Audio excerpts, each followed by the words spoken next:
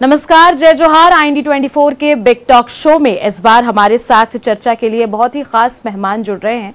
इस बार हमारे साथ चर्चा के लिए जुड़ रहे हैं खरसिया विधानसभा से विधायक उमेश पटेल। उमेश पटेल जी, आपका बहुत बहुत स्वागत है हमारे शो में। आपसे चर्चा आगे बढ़ाने से पहले मैं हमारी जनता को आपके बारे में दो लाइनें, दो शब्द बताना चाहूंगी कि उमेश पटेल जी जो हैं वो कांग्रेस के बहुत ही दिग्गज और कद्दावर नेता नंद कुमार पटेल के सुपुत्र हैं। इसके अलावा अगर मैं बात करूं तो हमने एक बहुत ही बड़ा महकमा, अगर मैं बात करूं एक बड़े नेताओं की अगर मैं बात करूं, उन्हें झीरम घाटी हत्याकांड के दौरान खोया था और उसमें उमेश पटेल जी के पिताजी नंद कुमार पटेल भी शामिल रहे हैं, शामिल थे वो। और आज की तिथि में अगर मैं बात करूं तो नंद कुमार पटेल एक ऐसे नेता थे जो अविभाजित मध्य प्रदेश से लेकर छत्तीसगढ़ राज्य बनने तक कैबिनेट मिनिस्ट्री उनके पास रही है। बहुत ही कद्दावर नेता, राजनीतिक की अच्छी सूझबूझ और समझ रखने वाले वो नेता थे। और अगर मैं बात करूं उमेश पटेल जी की तो वो उनके सुपुत्र हैं और अब वो है तो विधायक, लेकिन पिछली कांग्रेस की सरकार में वो उच्च शिक्षा मंत्री भी रह चुके हैं। तो सर, अब हम आगे बढ़ेंगे और सवालों पर आते हैं। सबसे पहले तो मेरा सवाल ये होगा कि उमेश पटेल जी का बचपन कैसे बीता था? आपने कैसा बचपन जिया है? बचपन तो जैसे एक सामान्य बच्चे का गुजरता है वैसे ही गुजरा है। खेल के मतलब स्कूल जाना, स्कूल से आना, खेलना, माता पिता का डांट खाना, वो सब जैसा एक नॉर्मल बच्चे का गुजरता है वैसे ही गुजरा है मेरा। उमेश पटेल जी, आप शुरू से ही बहुत ही सभ्य बच्चे थे, बात सुनते थे, नटखट थे, शरारती थे, किस तरह के थे? नहीं, बच्चे जैसा शरारत करते हैं वैसी शरारत तो हम लोगों ने भी किया है और उसको मैं डिनाई नहीं करता हूँ, लेकिन मतलब डांट भी पड़ती थी हम लोगों को घर में, खासकर माँ से ज़्यादा। पिताजी तो कम डांटते थे और जो नॉर्मल शरारत रहता है वो बिल्कुल वो हुआ है। राजनीति में आने की इच्छा थी या मजबूरी? इच्छा तो नहीं थी, कभी सोचा भी नहीं था कि राजनीति में मैं कभी इस लेवल पे आऊँगा या इस तरह का काम करूँगा करके। मुझे कभी उम्मीद नहीं थी, ना मैंने कभी सोचा था। मेरे पिताजी राजनीति में थे और उनका एक चीज़ हमेशा कहना था कि जब तक मैं एक्टिव पॉलिटिक्स में हूँ मेरे परिवार से कोई नहीं आएगा एक्टिव पॉलिटिक्स में। तो हम लोगों को भी ये पता था कि हमें नहीं जाना है। मेरे बड़े भैया को काफ़ी इंटरेस्ट था और वो उन्हें बैकअप सपोर्ट वो ज़रूर करते थे। अच्छा, तो आपने ये तो साफ कर दिया कि इच्छा नहीं थी पॉलिटिक्स में आने की, तो उमेश पटेल जी की इच्छा क्या थी? बचपन में तो मेरी इच्छा यही थी कि मैं फोर्स में जाऊं। एयर फोर्स मेरा बहुत ज़्यादा मन था जाने का, लेकिन कुछ कारण से उसमें सिलेक्शन नहीं हुआ। और इंजीनियरिंग की मैंने और MNCs में काम किया मैंने, बहुत बाहर भी काम किया। वर्तमान की अगर मैं बात करूं तो राजनीति को आप पिता की विरासत के रूप में लेकर चल रहे हैं या कुछ और? देखिए, ये राजनीतिक बहुत डायनेमिक है, हर पल बदलने वाला चीज़ है, तो इसमें आप एक स्थिर चीज़ को लेके नहीं चल सकते। राजनीति में आज जो दिख रहा है कल नहीं होगा, परसों कुछ और होगा, तो ये बहुत डायनेमिक चीज़ है। इसमें मतलब आपको इवॉल्व होना पड़ता है डे टू डे। सो अगर कोई आदमी इवॉल्व नहीं होता है तो पीछे छूट जाता है। समय के साथ वो जो बदलाव है, जो परिस्थिति है, लोगों की भावना है, उसके साथ आपको ढलना पड़ता है, जो मैं सीखा हूँ। और जो नहीं ढल पाएगा वो पीछे रह जाएगा। तो इसलिए राजनीतिक बहुत डायनेमिक चीज़ है और उसको मैं उसी नज़रिए से देख के चलता हूँ। शहीद नंद कुमार पटेल जी के बारे में अगर मैं पूछूं तो आप क्या बताना चाहेंगे? Great human being, a great father, great husband, and he's a perfect man. He was a perfect man. और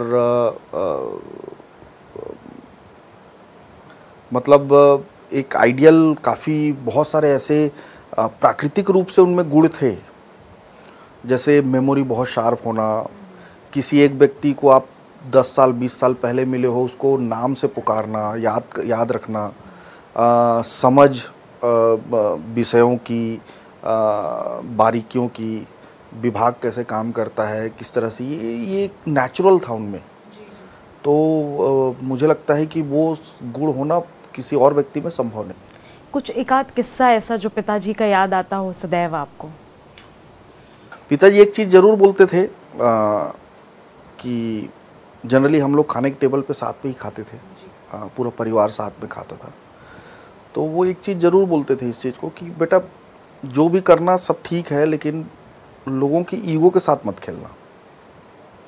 इस बात को वो बार बार बोलते थे, किसी के भी आत्मसम्मान को ठेस मत पहुंचाना। इस चीज़ को कई बार बोले और मैं कोशिश करता हूं कि ये परिस्थिति ना उत्पन्न हो। आप नक्सल पीड़ित आप भी रहे हैं, आपने अपने पिता और अपने भाई को खोया है। आज की डेट में अगर मैं बात करूं, वो समय कैसा था और इस घटना के बारे में जब आपको पता चला तो उस टाइम का क्या माहौल था, कैसे आपको सूचना मिली थी इसकी? सूचना तो टीवी के माध्यम से मिली थी और हम लोग, मैं और माँ, ये जब सूचना मिली तो हम लोग अपने गांव में थे। गांव से रायपुर आ रहे थे कि हो सकता है ऐसा कुछ हो कि अपहरण हुआ हो और छोड़ने के लिए कोई डिमांड हो, क्योंकि कन्फ्यूजन भी बहुत कन्फ्यूजन था। तो मतलब उस परिस्थिति के लिए हम लोग सोच के शायद हम लोगों का रायपुर में रहना उस समय ज़्यादा जरूरी करके हम लोग आ रहे थे और रास्ते में मुझे पता चल गया था कि ऐसी हादसा हो चुका है करके। मार्च 2026 तक भाजपा कह रही है कि नक्सलवाद का खात्मा हो जाएगा। कितना ताल्लुक़ रखते हैं आप इससे? अगर ऐसा हो गया तो बहुत स्वागत योग्य है और मैं तो पर्सनली ये मानता हूँ कि छत्तीसगढ़ में नक्सलवाद का समापन होना चाहिए और समाप्त करने के लिए जो करना चाहिए वो सरकारों को करना चाहिए। लेकिन खबर ये भी आता है कि एक रसोइया को मार दिए, मतलब उसकी मृत्यु हो गई, तो ये नहीं होना चाहिए। और कोई भी एक व्यक्ति जो निर्दोष है उसको बचाने के लिए अगर एक आध नक्सली छूट भी जाता है तो मेरा तो प्रेफरेंस ये रहेगा कि वो निर्दोष व्यक्ति कैसे भी करके बचे, उसके साथ कोई गलत मत हो, ये मेरी पहली प्राथमिकता होगी। लेकिन मैं इस बात का पुरजोर समर्थन करता हूं कि नक्सलवाद छत्तीसगढ़ से समाप्त होना चाहिए। उमेश नंद कुमार पटेल जी की अगर मैं राजनीति की बात करूं तो पिछली सरकार में आप उच्च शिक्षा मंत्री रहकर बहुत सारी महत्वपूर्ण भूमिका अदा कर चुके हैं। सारे कार्य हो गए या करना अभी बाकी है? नहीं, सारे कार्य तो कभी हो नहीं सकते, लेकिन बहुत सारा काम हम लोगों ने किया जिसको हम लोग शायद प्रचार उतना नहीं कर पाए। देखिए, नैक की एक टीम आई थी, नैक एग्रीगेशन जो होना था, जब मैं ज्वाइन किया इस विभाग को तो 40 कॉलेज सिर्फ नैक से एग्रीगेटेड थे और जब मैं छोड़ा तो सारे कॉलेज हम लोग नैक एग्रीगेशन कर दिए थे। नैक की टीम जो सेंट्रल गवर्नमेंट से ऑपरेट होती है उसने हमको नंबर 1 पोजीशन पे रखा छत्तीसगढ़ को, जिन्होंने इतनी तेज़ी से और इतना तेज़ गति से नैक एग्रीगेशन कराया। इसी तरह से टाटा से हमने हमारा 2 और ब्रांच है, एक ITI और एक पॉलिटेक्निक। इसमें बहुत लो हमारा एडमिशन हो रहा था। उसका कारण ये था कि हमें जो नए टेक्नोलॉजी है उसके साथ हम लोग एम्बेडेड नहीं हो पाए थे। तो टाटा से हम लोगों की MOU साइन हो चुका था। उसके तहत जो नया आजकल फील्ड है, जैसे रोबोटिक्स है, AI है, ये सब को टाटा यहाँ 36 या 26, मैं थोड़ा सा कंफ्यूज हो रहा हूँ, इन ITIs में उतने पे वो ये सारे सब्जेक्ट को लेके आता, प्रोफेसर लेके आता और हमें सिर्फ बिल्डिंग बनाना था। बड़ा कॉन्सेप्ट था, MOU साइन हो गया था। लेकिन बदकिस्मती ये है कि सरकार के बदलने के बाद उस MOU का कुछ नहीं हुआ, जबकि टाटा भी रेडी था, गवर्नमेंट भी रेडी था और गवर्नमेंट को कुछ खर्च नहीं करना था। आपने कभी अपनी तरफ से कोशिश की कि इसकी जानकारी आप दे सकें? कभी भी पूछेंगे तो मैं देने को तैयार हूँ। और मुझे लगता है कि गवर्नमेंट को खर्चा नहीं था, टाटा सिर्फ ये एक्सपेक्ट कर रहा था गवर्नमेंट से कि आप हमको बिल्डिंग बना के दो जी। तो वो एमओयू बहुत आगे बढ़ गया था, सारी प्रक्रिया पूरी हो गई थी, उसमें आगे बढ़ना था सरकार को। और मुझे लगता अच्छा उसमें एक और अच्छी बात ये थी कि जो फर्स्ट बैच आता उसको टाटा टेक्नोलॉजी अपने अंदर एब्जॉर्व कर लेती, तो वो जॉब के लिए भी बहुत अच्छा था। नई टेक्नोलॉजी भी आती, हो सकता है हमारे बच्चे नेशनल लेवल पे कॉम्पीट कर सकते थे उसमें। इसी तरह से एलएनटी से हमारा टॉक्स बहुत हाई लेवल पे पहुंच गया था। पॉलिटेक्निक के साथ भी हम लोग यही करना चाह रहे थे। छत्तीसगढ़ में खेल विभाग में जब मैं ज्वाइन किया तब 6 एकेडमीज थे मुश्किल से, और जब मैं छोड़ के गया तो 36 एकेडमीज थे, और आज भी 36 है। और खेल विभाग का बिना बजट के हम लोगों ने, चाहे सेंट्रल गवर्नमेंट से हम लोग लाए, चाहे यहाँ से किए, CSR से किए, जो भी किए, लेकिन 36 एकेडमी हम खोल के गए। आज बहुत खुशी होती है जब वहाँ प्लेयर्स आके खेलते हैं, वहाँ एक व्यवस्था है, वहाँ आके अपना ट्रेनिंग लेते हैं। कोच की भर्ती हमने की, सहायक प्राध्यापकों की भर्ती की हमने IIT के साथ MOU साइन किया, जिससे हमारे प्रोफेसर वहाँ ट्रेनिंग ले सकें, ताकि हमारा वो अपग्रेडेशन लगातार होता रहे। जो टेक्नोलॉजी है, हमने कंपटीशन की भावना पैदा की, साफ़ सफाई कौन ज़्यादा रख सकता है उसको इनाम देने की बात की। तो ये सब हम लोगों ने किया, लेकिन प्रचार उस समय उतना नहीं कर पाए, हालांकि ये ज़रूर है। और मुझे आज भी मलाल होता है कि ITI जो टाटा के साथ MOU साइन हो गया था, वो इस सरकार को कर लेना था। हाँ, वो उससे ना बच्चों को बहुत फ़ायदा होता, तैयारी भी फिर उसके लिए उस हिसाब से की, बहुत फ़ायदा हो जाता उससे हमको। उमेश जी, एक बात और पूछना चाहूँगी कि आपके क्षेत्र की जनता कैसी है अभी? बहुत अच्छी है। आने वाले समय में अगर हम बात करें, क्योंकि आप वहाँ से MLA हैं और एक टेंटेटिव प्लान होता है हर किसी का कि भाई हम अगर MLA, तो आप तो उच्च शिक्षा मंत्री रह चुके हैं, लेकिन उस जगह से आप MLA हैं जहाँ सदैव जो पटेल हैं वही जीतते आए हैं। तो काम कितने पूरे हुए हैं, कितने बाकी हैं, प्लान क्या है? देखिए, सबसे पहले तो मैं आपको एक छोटा सा चीज़ बना देता हूँ। खरसिया को रेलवे ट्रैक काटता है मल्टीपल जगह पे। खरसिया हो गया, भुगदेवपुर हो गया, बानी पाथर हो गया, हमारा कोतरा रोड हो गया। ये मेजर 4 चंक थे। कोतरा रोड का ओवरब्रिज बन चुका है, बानी पाथर का ओवरब्रिज बन चुका है। हमारी गवर्नमेंट ने हमने स्वीकृत कर दिया था ROB खरसिया में। हमारे गवर्नमेंट के समाप्त होने तक टेंडर हो गया था, भूमि अधिग्रहण भी हो गया था, टेंडर भी हो गया था। अब आप यकीन नहीं करेंगे, पिछले 2 साल से उसका काम शुरू नहीं हुआ है, पेंडिंग है। हाँ। मैंने प्रश्न लगाया था विधानसभा में, अरुण साव जी का उत्तर आया कि वित्त विभाग में रुका हुआ है। तो ये इस तरह की राजनीति पहले तो नहीं हुआ करती थी। ये नई तरीके की राजनीति है जिसमें काम को रोको।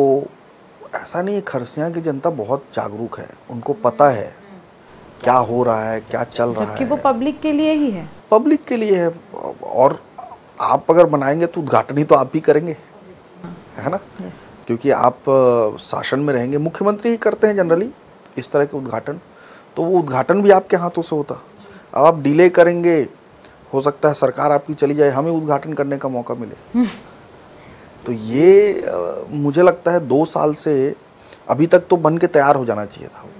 टेंडर हो गया था, भूमि अधिग्रहण हो गया था, सारा काम हो गया था, लेकिन वो पेंडिंग है। नगर पालिका को पैसा डिलीवर हो गया था, उसने वो जो जहाँ पे बनना है वहाँ पे लोगों को हटा भी दिया, उसको चौड़ा भी करवा लिया, लेकिन उसके बाद भी काम शुरू नहीं हो रहा है। ऐसे बहुत सारे हैं।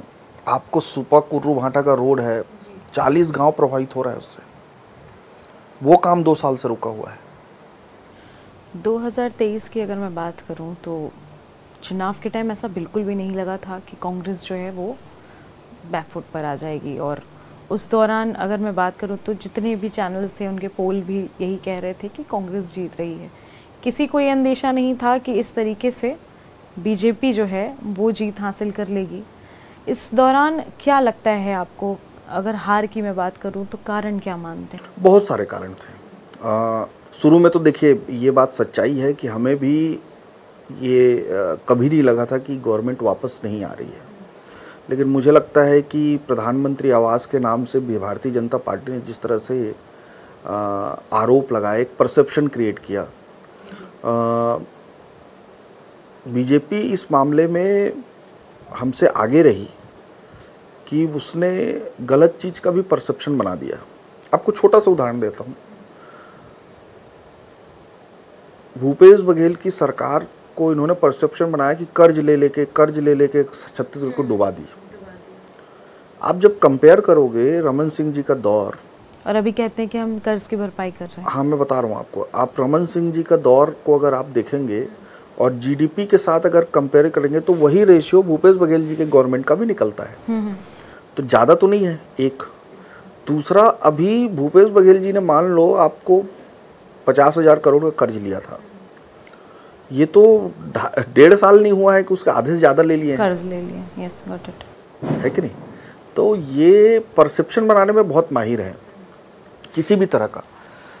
जैसे उदाहरण के लिए 3,000-4,000 रोहिंग्या मुसलमानों को बसा दिया गया, बांग्लादेशियों को बसा दिया गया। कहाँ है भाई?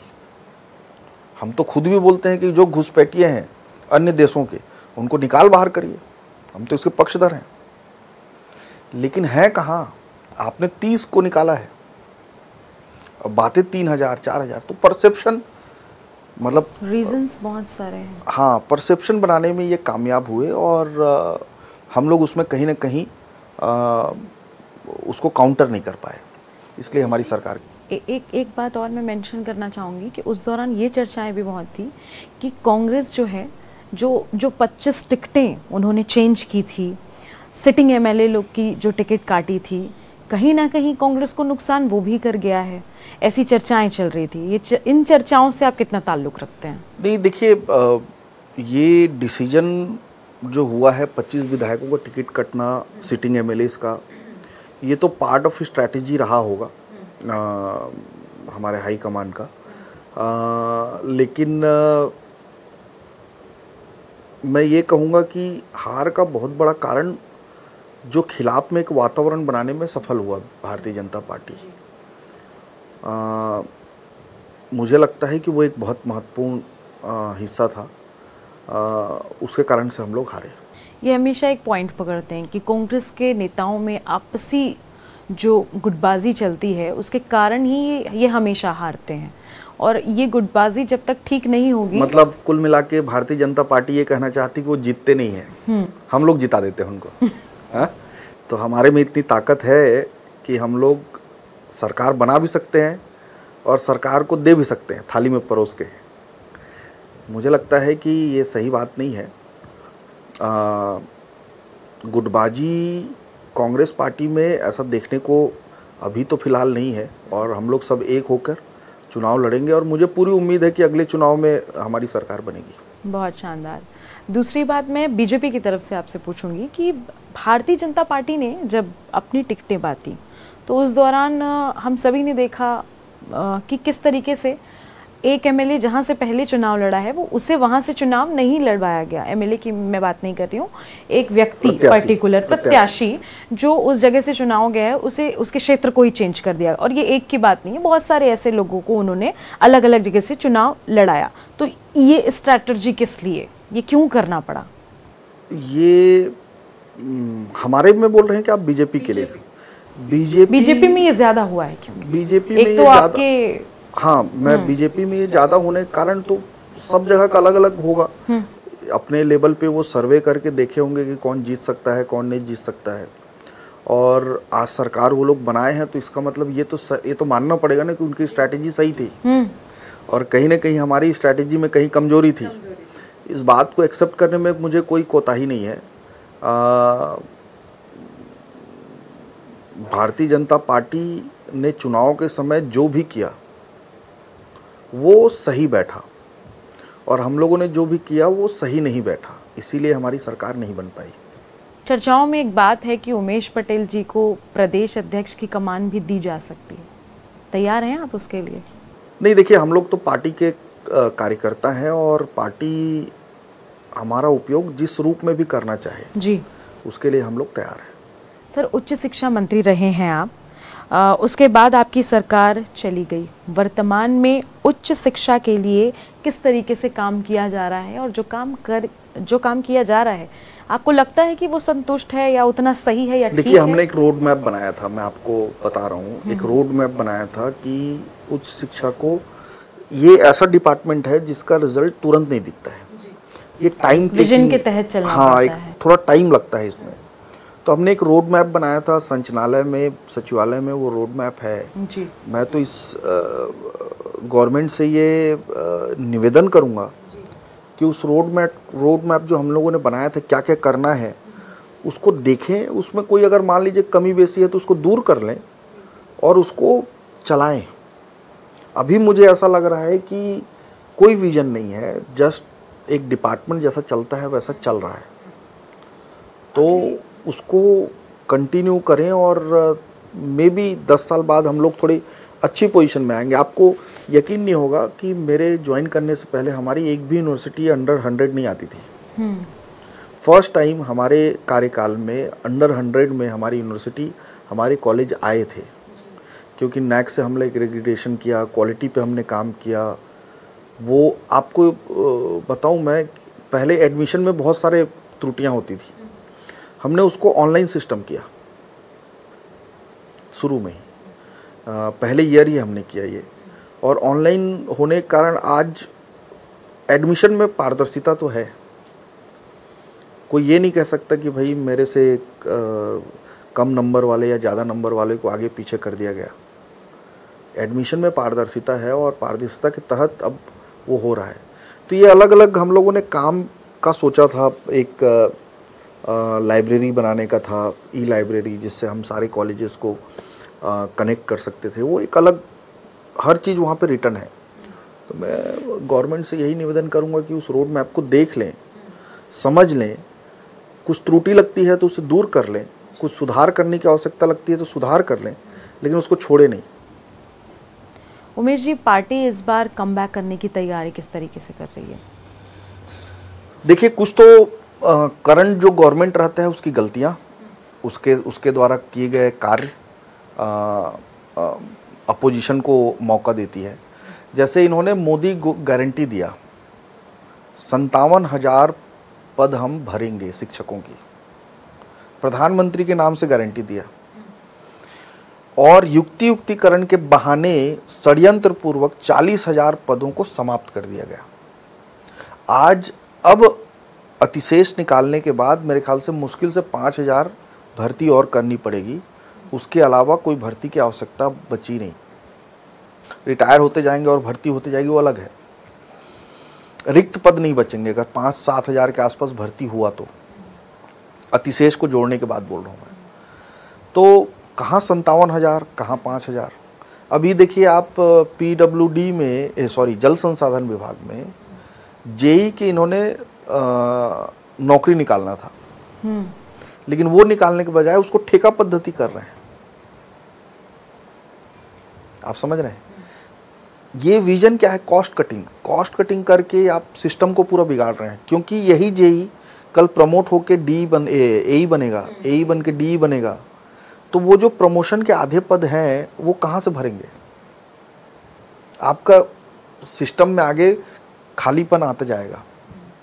ठीक है, इसी तरह से आप समझ लीजिए, मतलब जिस तरह से खाद की कमी जानबूझ के कर रही है सरकार, सिर्फ उत्पादन कम करने के लिए। क्यों उत्पादन कम कर रही है? क्योंकि भाई इनको अभी नीलामी किए हैं लोग, नीलामी जो 1900 रुपये में किए हैं उससे बहुत घाटा हुआ है। जब घाटा हुआ है तो ये उसी दर से खरीद नहीं सकते, तो किसानों का उत्पादन कम किया जाएगा। उत्पादन कम कैसे होगा? DAP खाद कम कर दिया जाए। DAP की कमी होगी तो ये देखिए, किसान को ना शुरू में DAP की आवश्यकता होती है और बाद में यूरिया की आवश्यकता होती है। DAP आप शुरू में मत दो, उत्पादन कम होगा। ये षड्यंत्र जो कर रही है, उससे अच्छा तो साफ साफ आके बोले DAP की कमी है भैया, आप ये तरीके से काम करो। कोई दिक्कत नहीं। लेकिन ये जो षड्यंत्र कर रहा है वो ठीक नहीं है। उसी तरह से आप देखो रेडी टू ईट महिलाओं को, महिला समूह को देंगे, इतना भ्रष्टाचार मैडम। 4 नंबर के महिला समूह को 1 नंबर कर दिया गया है। महिला एवं बाल विकास विभाग ये नोट बना के देता है कि ये फलना महिला समूह डिफॉल्टर है। डिफॉल्टर है, नियम में ये लिखा है कि कोई भी डिफॉल्टर समूह को नहीं दिया जाएगा। उसके अंक भी कम है, उसमें दावा आपत्ति भी लगाया जाता है। और अधिकारियों को डर ये देखिए कि वो उसके आरटीआई लगाया गया है, उसमें 1-1.5 महीने हो गया, अभी तक आरटीआई का जवाब नहीं दे पा रहे हैं कि भाई आपकी कार्रवाई कॉपी हमको दीजिए, दे ही नहीं पा रहे हैं। आप जीएसटी में जिस तरह से अभी अंबिकापुर में आपने देखा, जीएसटी में सारे व्यापारी परेशान हैं, सीमेंट वाले परेशान हैं, सीमेंट वाले फ़ोन करते हैं हमको, व्यापारी परेशान है, अवैध वसूली हो रहा है। तो ये सारा काम जो ये गवर्नमेंट कर रही है, कोई विकास कार्य आपको कहीं दिख रहा है? मुख्यमंत्री जी के क्षेत्र में हो सकता है कमरधा में हो रहा होगा, हो सकता है रायगढ़ में हो रहा होगा, वित्त मंत्री जी के यहाँ हो सकता है मुंगेली में हो रहा होगा। बाकी पूरे छत्तीसगढ़ में तो जीरो है विकास के नाम से, कोई काम नहीं हो रहा है। पंचायत के लोग खाली पड़े हैं।